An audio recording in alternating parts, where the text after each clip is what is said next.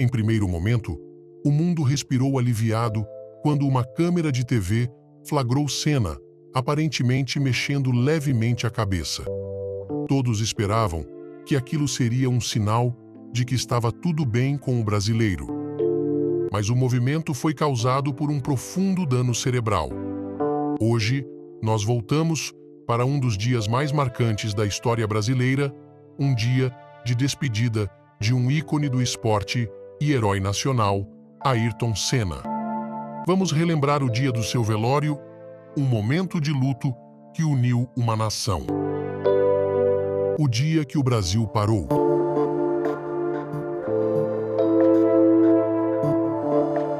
No coração de São Paulo, a Assembleia Legislativa recebia no dia 4 de maio de 1994 um cenário de uma despedida coletiva.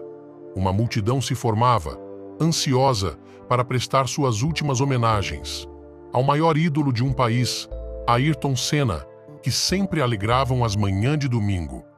Chegava em um cortejo silencioso e solene. O Brasil segurava a respiração enquanto o ídolo retornava à terra que o viu nascer.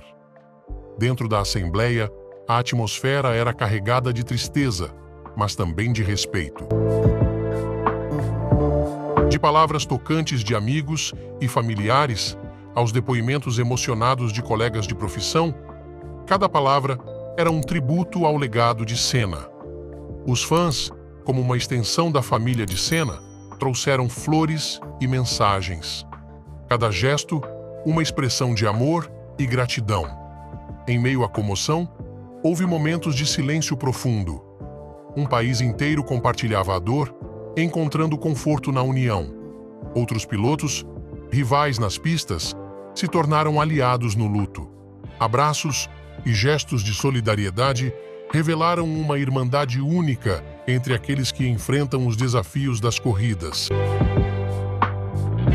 As cidades de norte a sul do Brasil, em luto, uma tristeza coletiva, nas calçadas, nas janelas, o Brasil se despediu. O evento fúnebre aconteceu na Assembleia Legislativa e durou mais de 22 horas. Neste período, cerca de 240 mil pessoas passaram pelo local para darem adeus a Senna. Já o cortejo em direção ao cemitério do Morumbi foi acompanhado por cerca de 1 milhão de pessoas. E milhões em todo o mundo acompanharam pela televisão. O governo brasileiro declarou 3 dias de luto oficial e também lhe concedeu honras de chefe de Estado com a característica salva de tiros.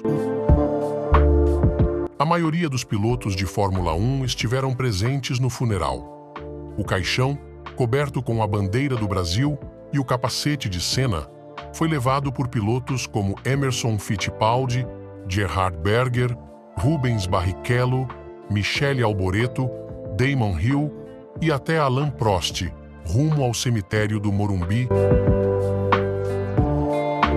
O local da sepultura, no cemitério do Morumbi, em São Paulo, virou local de peregrinação e culto de brasileiros e estrangeiros que veneram o piloto. Enquanto nos despedimos deste dia memorável, lembramos que Ayrton Senna vive não apenas nas pistas de corrida, mas nos corações daqueles que foram tocados por sua determinação, carisma e generosidade. Seu legado continua vivo nas lembranças de todos nós.